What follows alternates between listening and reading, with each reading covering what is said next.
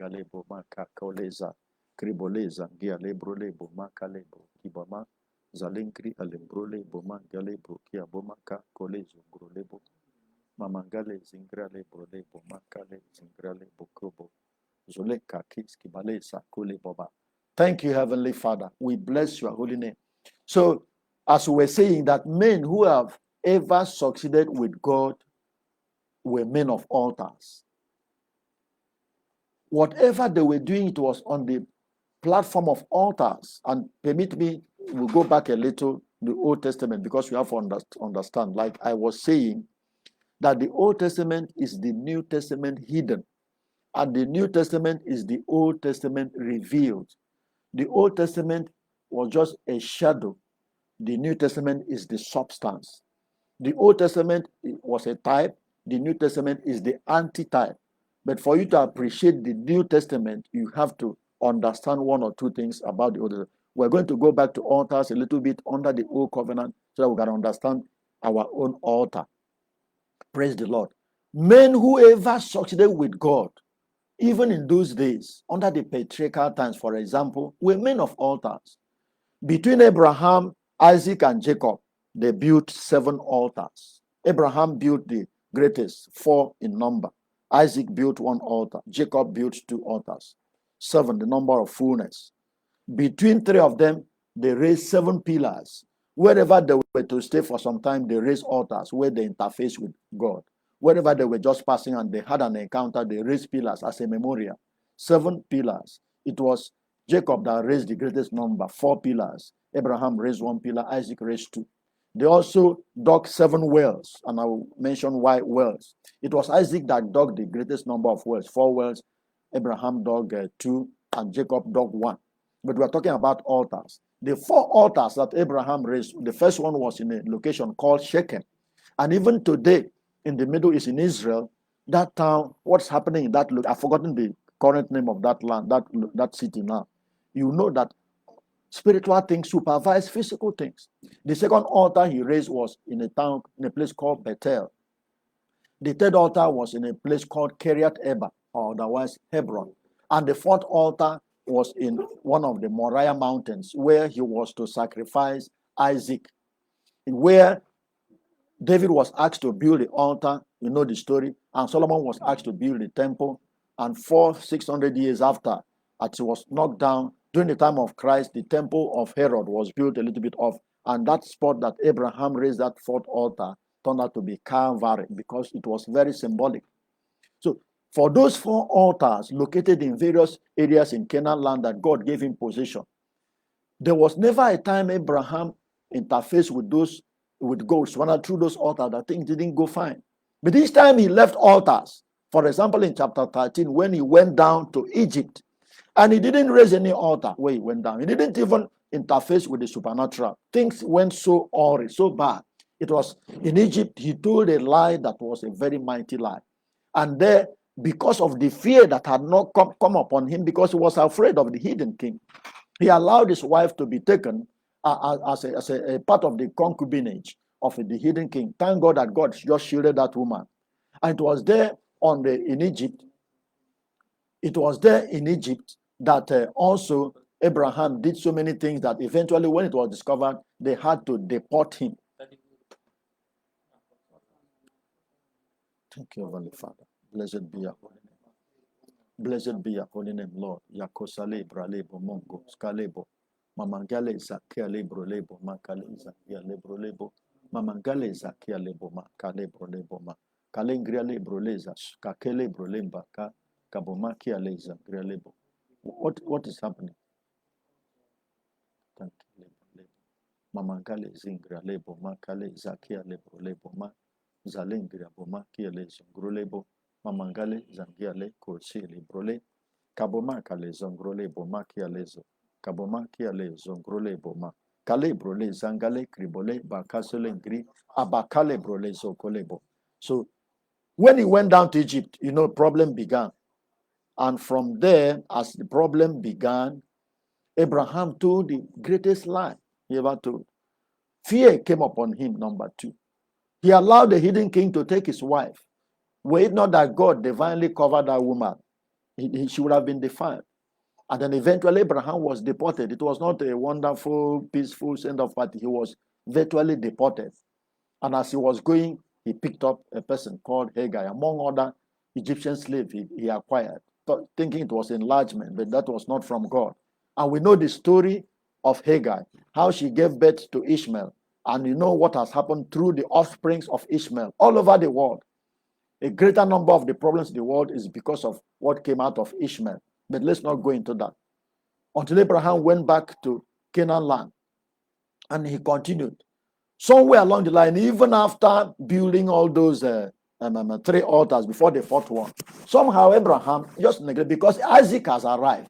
You know, that blessing came. Abraham neglected altar. So he stopped interfacing with the supernatural. His intercessory life went down. And so problems came up. There was now family issues. The Israel wife and the concubine entered into a quarrel that had to end up with Hagar and Ishmael sent off. And then other things followed. Problems here and there. And Abraham forgot his primary assignment. Even when Ahimelech came and said, we now have seen that your God is mighty and is blessing you. And they came to fraternize with him. Instead of Abraham seizing that opportunity to preach the good news, the gospel to this hidden king, Abraham forgot about that. He began to talk about one well. He told King Ahimelech, your servants have taken the one well. Imagine Abraham, who was ready to leave off everything to Lord, said, if you want east, take. I will go west. If you want this, I take. But now Abraham was struggling with just one well. That one well. Was that one well bigger than all the things he left for Lord? Was it bigger than opportunity he had to preach to Ahimelech? And then it went further and further. He planted a tamarisk tree to show boundaries. He now began to struggle for land when God had told him, all this land belongs to you. That was why in chapter 22, verse 1, God began. In verse 1, especially if you read the King James, said, after these things, plural, these things, God now tested Abraham. The test was simple. Even though it was symbolic of the coming Messiah, it was a simple test. Take your son, your only son, the one you love so much, in quote, the one that has made you forget about fellowshipping with me. Take him and go to a place and sacrifice him. Remember, it was a test. In quote, God was saying, Abraham, prove to me that I am still number one in your heart. It's not this Isaac. Thank God eventually passed that test. So you see, these men that succeeded eventually were men of altars, and each time they raised an altar, things went fine. Each time they built an altar and serviced that altar appropriately, things will go well.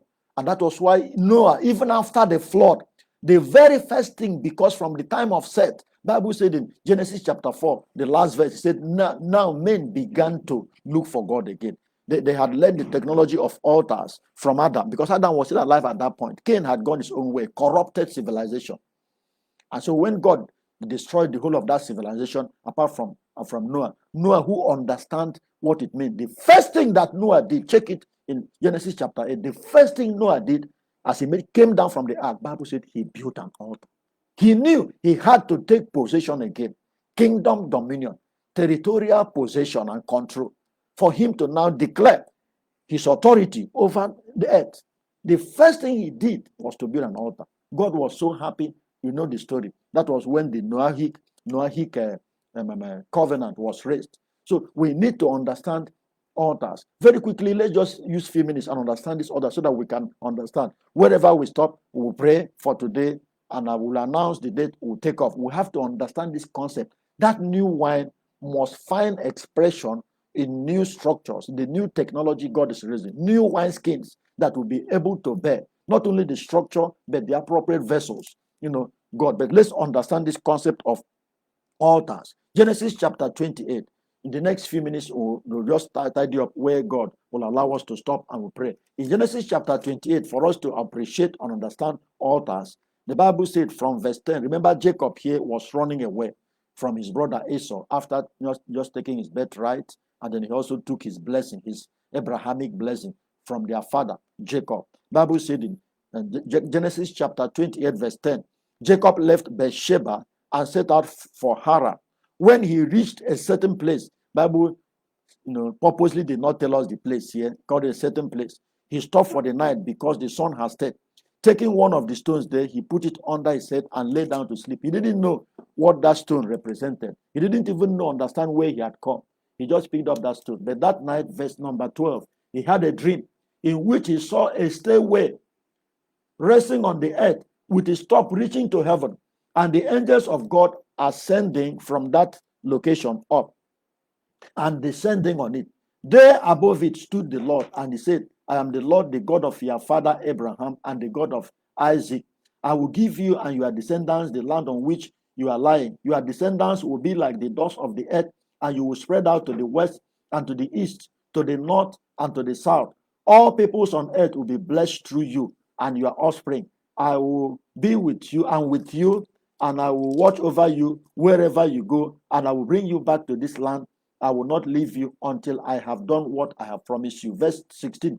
When Jacob woke up, when he awoke from his sleep, he thought, surely the Lord is in this place. The Lord is in this place, and I was not aware of it. There was a presence. Thank God it was a godly presence in that location. And ordinarily, Jacob was not aware of it even when he slept. He was afraid and said, how awesome is this place? This is none other than the house of God. This is the gate of heaven. Take note of that. That place, there was a presence. That place also served as a spiritual gate, this time up to heaven. Some presence bring about spiritual gates that lead downwards to hell, to the demonic realms. But thank God this one was a godly presence, and there was a gateway to heaven. Verse 18, early the next morning, Jacob took the stone he had placed under his head, set it up as a pillar, poured oil on it. He called that place Bethel, though the city used to be called Luz. Bethel. See, the place that Abraham, his grandfather, raised up an altar to God about 105 years before Jacob came to that spot. The altar that Abraham raised and the presence he invited and worship at that altar was still there, even though the stones had been scattered. Perhaps one of the stones that Jacob used to put his head was part of the altar that Abraham raised. Yet for 100 years plus, the third generation after that altar was raised, that altar and the presence of that altar was still present and active, waiting for the appropriate contact to interface with the physical realm. So let us take